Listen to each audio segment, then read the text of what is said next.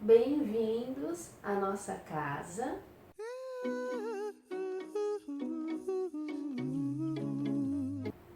E o nosso tema de hoje é o que é o Espiritismo. Para começar a falar sobre esse assunto, é interessante falarmos também das manifestações espíritas ou manifestações dos espíritos, que sempre aconteceram em todos os tempos da humanidade. A gente tem relatos de comunicações desde as eras mais antigas, formas de comunicação com o mundo invisível, o mundo dos espíritos. Lembrando que o Espiritismo não é só isso, né? Mas, em primeiro lugar, ele coloca que nós somos espíritos. E nós, espíritos encarnados, né? Na carne, na matéria mais densa, e outros na fase de desencarnados, apenas duas situações da mesma vida, né? Então, é claro que vivendo aqui ou vivendo acolá, né? Em outra dimensão apenas, mas vivendo, é claro que a comunicação é um fator primordial. Imagina quem está livre de determinadas amarras, né, dessa, vamos dizer, prisão, mas uma prisão boa, né, que é a carne. Imagina o que eles enxergam que nós não enxergamos e como eles podem contribuir conosco quando nós aqui estamos e nós lá do outro lado, despertos, contribuindo com aqueles que estão na carne. Então esse entrelaçamento é perene, é constante, sem fim e é belíssimo e sempre tendente ao bem, né? Eu lembrei que Eurípides Barçanufo, né, um dos nossos grandes mestres, diz: invisibilidade não é ausência. E foi através dessas comunicações que hoje nós temos o Espiritismo, que são verdades, são revelações do funcionamento da vida. Né? Porque a verdade, ela existe. Ponto. Não tem como, não tem cogitações sobre isso. Ela existe como qualquer outra lei. Nós podemos pegar de exemplo a lei da gravidade. Você pode até não acreditar, mas ela existe. A questão é que você pode estudar, compreender realmente como que funcionam os mecanismos. E aí então trazer isso de forma concreta para poder ensinar aos outros. É verdade. E o Espiritismo é exatamente isso. É uma revelação da verdade. Como funciona a vida, como funciona o universo, como funciona Deus. Né? Até certo ponto essa revelação vai. Nossa. Porque antes do Espiritismo mesmo, haviam as comunicações, mas elas eram de questões variadas, de formas variadas, com espíritos variados, né? Porque depois que nós desencarnamos, continuamos sendo os mesmos espíritos. Não é porque desencarnamos, saímos da matéria que nos tornamos seres perfeitos. Então a comunicação com qual espírito? De que forma? Né? Tanto é que nós temos uma fala de João no seu evangelho que diz, né? Vê bem se todos os espíritos são de Deus. É verdade. Não acrediteis em todos os espíritos, né? Não acrediteis em todos os espíritos. Não é para acreditar em todos, antes, né?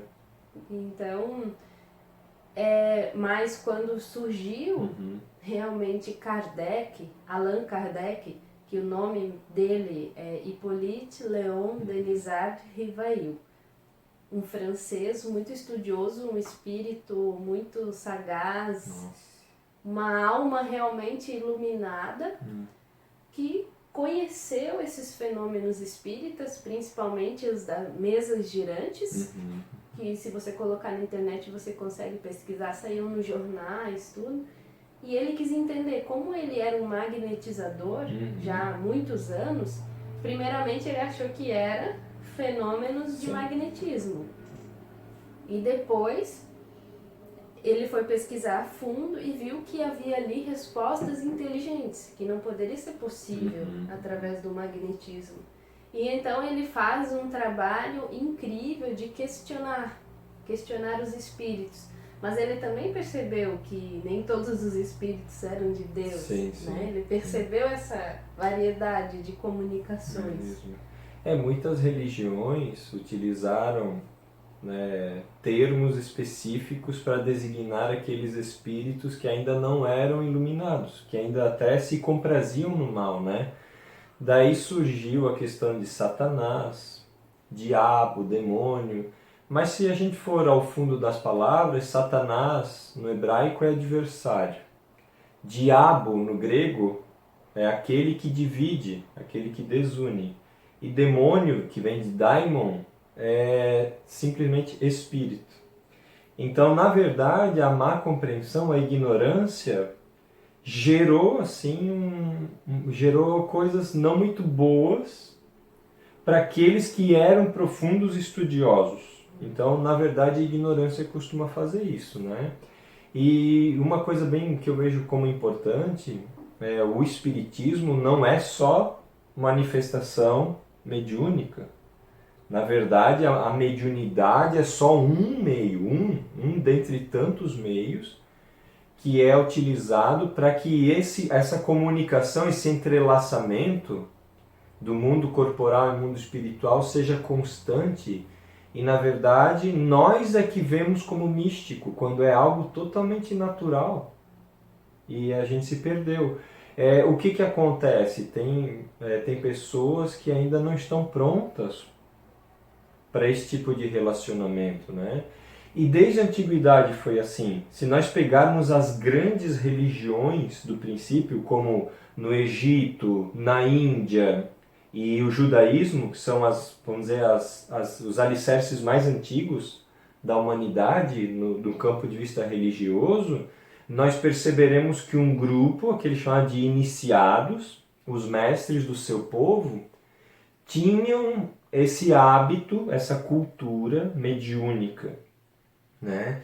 E a população, de uma forma geral, não tinha acesso a isso. Tanto que Moisés, e nós podemos consultar isso no seu Pentateuco, proíbe a comunicação com os desencarnados, mas é para a grande massa. Enquanto o grupo de mestres hebreus, os iniciados, vamos assim dizer, nos mistérios, vamos assim dizer, esses tinham esse contato constante, né? E o Espiritismo vem simplesmente trazer esse conteúdo sublime desses grupos e agora disponibilizou para quem quiser enxergar, né? E os espíritos, eles explicam isso, esse processo também de evolução da própria Terra, da humanidade. Porque as revelações, elas vêm como um alimento. Se você pensar na criança, o bebezinho, ele se alimenta do leite materno, depois ele vai evoluindo para comidas mais pastosas, né, até mais sólidas. E assim é também a verdade para nós, para a humanidade. Nós tivemos Moisés trazendo a justiça, porque éramos mais rudes, espíritos que tinham dificuldade, era impossível implantar a ideia de perdão. Por isso era olho por olho, dente por dente. Era impossível implantar a ideia de humildade. Sim, isso que nós hoje penamos para entender e sentir e agir, imagine naquela época. E aí vem Jesus com a revelação do amor, e por isso que depois de 3 anos atuando no mundo foi morto, porque muito difícil a compreensão e a ação de amar, né?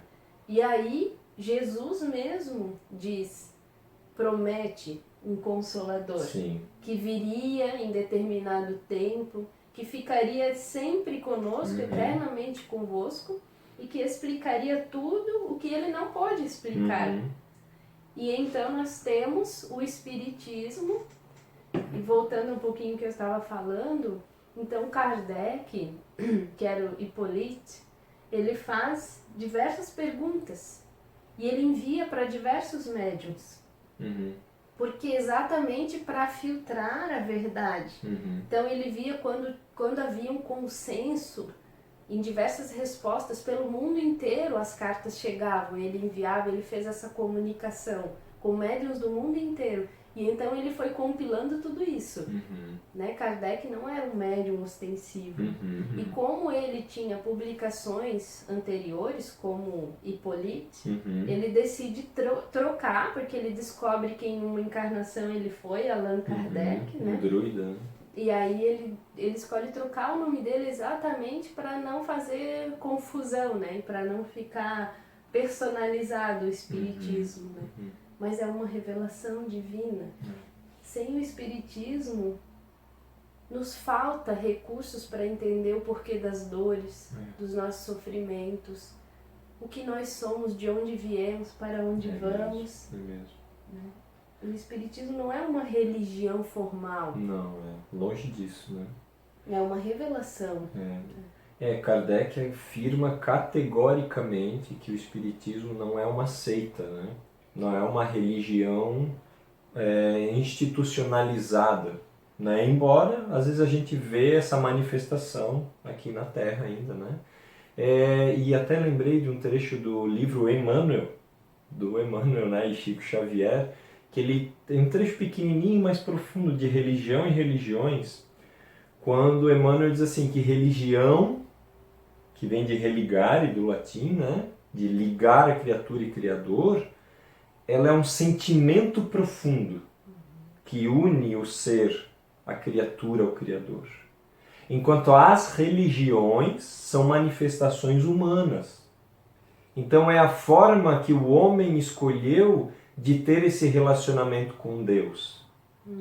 É isso. E claro, como sendo algo humano, também vai passar, também é transitório e também às vezes tem alguns desvios. Toda vez que a gente institucionaliza algo que é divino, nós vamos dar a nossa cara. Então nós vamos ver em todas as seitas algo, né, algo que não está alicerçado, assim, né, livre, desimpedido, né, não está alicerçado com o todo, né, mas são as nossas formas de buscar Deus.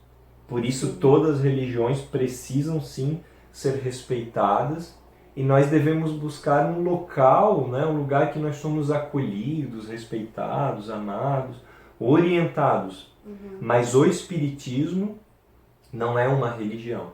O Espiritismo é um grande presente de Deus, né? Para uma época em que nós já alcançamos uma maturidade que os espíritos que já se foram daqui puderam voltar e nos contar como realmente funciona a vida. E todas as religiões podem fazer uso dessa revelação.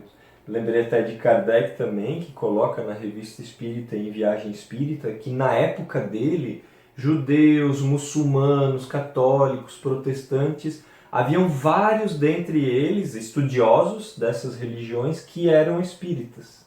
Então, olha que bonito isso, porque eu lembrei agora da mensagem do Espírito de Verdade, que Kardec coloca em O Livro dos Espíritos, que ele coloca assim, como um ceifeiro, eu reuni em feixes os bens esparsos pela humanidade. Olha que lindo, porque a verdade sempre esteve presente em todas as civilizações. Esteve na China, esteve em Roma, esteve no Egito, mas o Espiritismo, na minha humilde opinião, fez esse trabalho de reunião do que era acessível para apenas alguns grupos de espíritos muito esclarecidos. E então agora ele está disponível. Mas que tenhamos olhos de ver também o Espiritismo. Não como algo humano, mas algo assim que pode nos revelar, como revelação, né? Pode nos revelar as belezas do cosmos e qual é o nosso papel dentro dessas belezas, né? Então, por enquanto, ficamos por aqui. Até o próximo episódio, próximo tema. Isso aí, gigantesco abraço. Fiquem com Deus.